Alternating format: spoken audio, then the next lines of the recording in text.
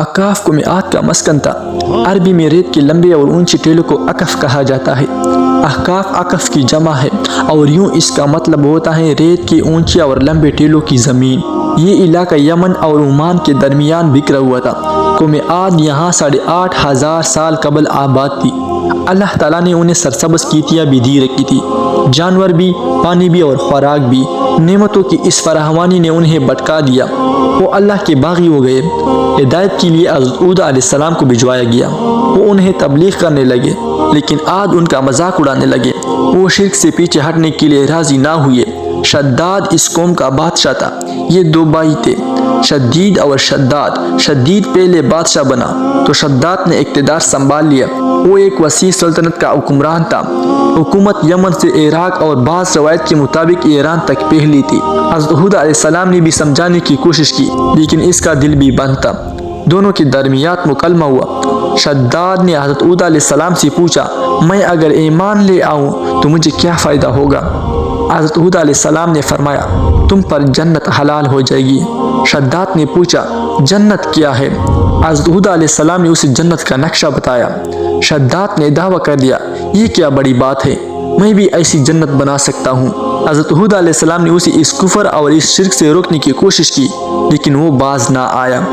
इसने सुल्तनत के तमाम बड़े मामारों को इकट्ठा किए और अकाफ में आराम की मकाम पर 20 गौस लंबी और चौड़ी जन्नत बनवानी शुरू कर दी।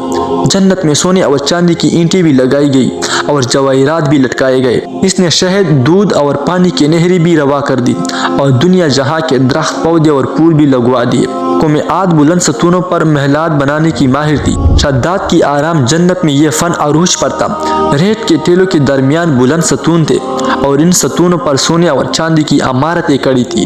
शद्दाद ने फैसला किया वो जन्नत की तकमील के बाद उसमें कदम रखेगा। मामारों ने जब उसे जन्नत की तकमील की इत्तला दे दी तो वो तैयार हुआ, अपनी फौज ली और जन्नत की इंस्पेक्शन के लिए निकल खड़ा हुआ। वो जन्नत के दरवाजे पर पहुंचा, घोड़े से नीचे उतरने लगा। अभी उसका एक पाँव जमीन और दूसरे घोड़े की रकाब पर था कि मलकुल मौत आ गया। शद्दाद ने उसे सिर्फ जन्नत में कदम रखने की मोहलत मांगी, लेकिन फरिश्ते का जवाब था, अल्लाह ताला का हुक्म है, मैं तुम्हें तुम्हारी जन्नत में कदम ना रखने दूं। वो बहुत गिड़गिड़ाया, लेकिन मलकुल मौत ने इसकी जान कब्ज़ कर ली। वो जमीन पर दूसरा कदम ना रख सका। शद्दाद की मौत के बाद हज़रत जिब्राईल अमीन ने चीख मारी और शद्दाद की पूरी जन्नत जमीन में धंस कर गायब हो गई। शद्दाद का अंजाम कौम आद के लिए काफ़ी था, लेकिन जब इंसान की अकल पर गुरूर का पर्दा पड़ता है तो शद्दाद हो या शदीद, उसे किसी का अंजाम दिखाई नहीं देता। हज़रत हूद अलैहिस्सलाम कौम को शद्दाद का अंजाम बता बता कर डराते रहे, लेकिन आद ना माने, यहाँ तक कि वो मायूस हो गए। अल्लाह ताला ने उन्हें साथियों के साथ इलाके से निकलने का हुक्म दिया और वो कौम को आखिरी बार समझाकर अहकाफ से निकल गए। अल्लाह ताला ने उनके बाद आद पर खौफनाक आंधियां मुसल्लत कर दी। वो आंधियां 7 रातें और 8 दिन चलती रही, यहाँ तक कि पूरी कौम अपनी बुलंद सतूनों और सोने और चांदी की इमारत समेत जमीन में दफन हो गए।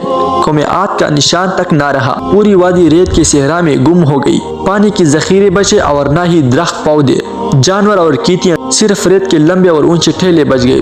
कौम आद के बाद समूद का दौर आया।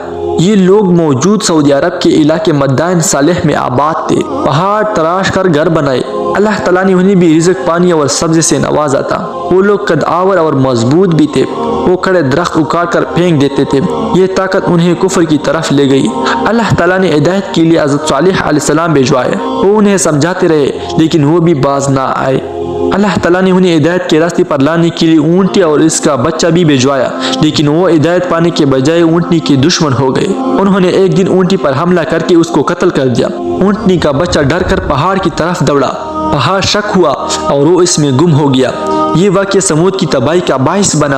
हज़रत हूद अलैहिस्सलाम ने चीख मारी और मदाइन सालेह से लेकर हिजर मौत तक 500 किलोमीटर के पहाड़ छोटी छोटी काशों में तकसीम हो गई। यूं कौम समूद भी बर्बाद हो गई। हज़रत सालेह अलैहिस्सलाम कौम की तबाही के बाद हज़रत हूद अलैहिस्सलाम के इलाके अकाफ में आ गए। पहाड़ों में आबाद हुए, इंतकाल फरमाया और पहाड़ की चोटी पर मदफून हुए। अकाफ का ये इलाका इस वक्त ओमान में मौजूद है। कौम आद और कौम समूद, बाकी ईमानदार लोग, दोनों के लोग सलाह शहर की मज़ाफ़त में आबाद थे। हज़रत हूद अलैहिस्सलाम और हज़रत सालेह अलैहिस्सलाम के मज़ारात भी सलाह में वाक़या है। नासा को 1992 में ओमान के सहरा में रेत से 13 मीटर नीचे एक शहर दिखाई दिया। یہ ایک ایران کن دریافت تھی۔ اس پر کام شروع ہوا اور شہر کا سرا مل گیا، لیکن شہر کھودا نہ جا سکا۔ وجہ کندک تھی، وہ شہر پورے کا پورا کندک کی جوپڑ میں غرق ہو گیا تھا۔ وہ شہر پورا کا پورا کندک کی جوپڑ میں غرق تھا۔ آرکیالوجسٹ نے پائپ لگا کر پانی نکالنے کی کوشش کی، لیکن یہ آسان کام نہیں تھا۔ چنانچہ یہ لوگ 26 سال گزرنے کے باوجود ریت میں گم شہر کی صرف ایک چٹان کھود سکے، اور یہ چٹان شداد کی جنت کا سرا تھی۔ میں اس جنت میں گم گشتہ کی تلاش میں جمعہ 28 ستمبر کو سلال پہنچایا۔ علاقہ ماضی میں یمن کا حصہ ہوتا تھا۔ تاریخ کی کتابوں میں اس کا نام حضر موت تھا۔ علماء اور آرکیالوجسٹ صدیوں سے اس کی تلاش میں تھے، اور بنی اسرائیل میں قوم عاد اور قوم سمود کا ذکر فرمایا۔ اس ذکر نے بھی اس تلاش کی مہمیز کر دیا۔ یہ علاقہ 1843 میں سب سے پہلے ایک جرمن فوجی نے دریافت کیا تھا۔ اس کا کہنا تھا علاقے کے ریت کے باریک صفوفہ کی طرح، اور اس میں جو بھی چیز گر جاتی وہ چند لمحوں میں ریت میں دفن ہو جاتی تھی۔ اس کا خیال تھا ریت کے نیچے زمین نہیں، یہ علاقہ ریت کے دلدل ہے۔ شداد کی جنت آج کل اوبار کہلاتی ہے۔ اوبار ریت کے سمندر میں چھوٹا سا شہر ہے۔ شہر سے باہر نکلے تو دائیں بائیں ریت کے ٹیلے ہیں، اور یہ ٹیلے ایک طرف سے سعودی عرب اور دوسری طرف سے یمن کے بارڈر تک چلے جاتے ہیں۔ میں آپ کو اوبار کے بارے میں بتانے سے پہلے حضرت ہود علیہ السلام اور حضرت صالح علیہ السلام کے بارے میں بتاتا چلوں۔ یہ دونوں انبیاء سلال میں مدفون ہے۔ حضرت صالح علیہ السلام شہر سے 200 کلومیٹر دور سیاہ خشک پہاڑ پر آرام فرما رہے ہیں، جبکہ حضرت ہود علیہ السلام شہر سے 25 کلومیٹر کے فاصلے پر دفن ہے۔ حضرت ہود علیہ السلام کا ایک مزار یمن میں برہوت کے مقام پر بھی موجود ہے۔